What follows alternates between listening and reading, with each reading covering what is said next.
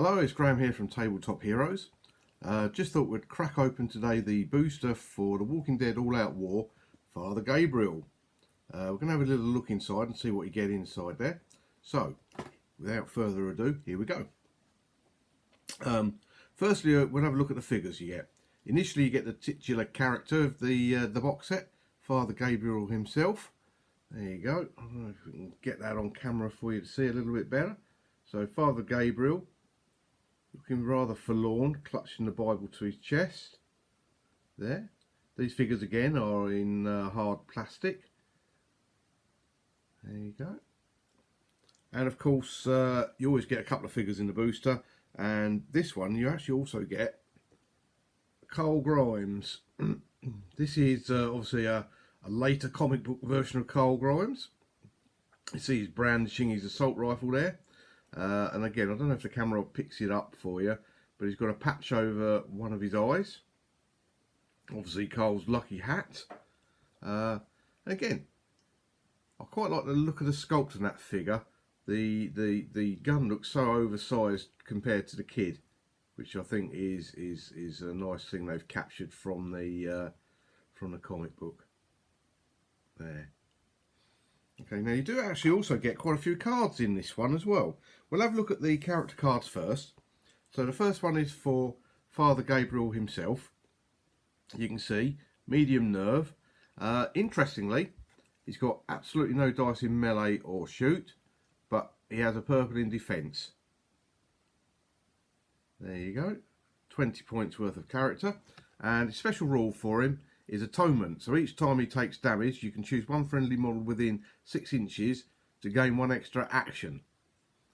Soft-hearted, he ignores all exclamation marks rolled as part of this model's melee attack against survivors. And thoughts and prayers. Friendly models within 6 inches of Gabriel may re-roll infection rolls in the end of the phase. So, as a support character, he's got quite a few useful skills there, which will make up for his lack of any of this combat ability. Okay. The Carl Grimes is a much darker Carl Grimes. This is Carl Grimes' Secret Assassin. Medium nerve again. You can see 4 health points there. And special rules on this is like father, like son. So when Rick Grimes is within Carl's kill zone at the start of the melee phase, both Carl and Rick may add a red dice to their melee attack and defense rolls. Callous Child.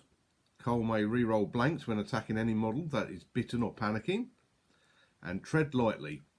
Each time Carl runs, you roll a black die, and on a shield result, he does not cause any noise. And you can see his dice allocations there, red for melee, and shoot and defense have a white dice. And his keyword here is runner. So this is a sort of a more developed character from the one that you find in the core set. Now, next on the list, we're going to look at the special event card you get. This is a special event card that you receive with this booster pack. It has the factions or the symbol of a little open book, which is the Bible on there, which shows that it relates to the booster for Father Gabriel. The first time ever, you get a -1 to the threat tracker, so this is good. And it's a sign from on high. So, at quiet, low threat, no effect. But when you get to medium or high threat, the player with initiative chooses a point on the board and causes mayhem from that point. This does not increase the threat, but any walkers will move around the survivor instead of stopping in base contact. So, that could be quite useful. Okay. Equipment-wise in here, we've got 4 equipment cards. We have Switchblade, which is obviously a little melee weapon, can be dual wielded. An assault rifle, AR-15 assault rifle. So again, it's armor piercing and multiple shots. And these items obviously relate to Father Gabriel himself. We have a church candle there. Okay. So, church candle allows you to spend an action for the model to count it as a light source for the rest of the turn. Models in the kill zone can be seen at normal range when night fighting. And Father Gabriel's only special item there is the Holy Bible. Obviously, he's clutching dearly to his chest here. The Holy Bible.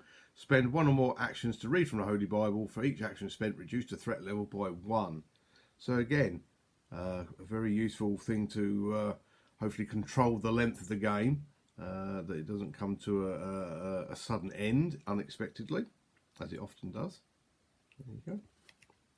And interestingly enough, we have 3 more cards which we don't normally get in the boosters commonly. These are veteran skill cards, so these can be purchased like the equipment cards and give special abilities to characters. So with the first one we've got here is the quick veteran skill. You can see you have a cost of 7 points for that. And this one, model may perform 2 actions in the same turn, as if it has actions to spend, although it may not run twice. Okay. Pickpocket, 14 points. Pickpocket. Okay, this allows a model to steal items from other models.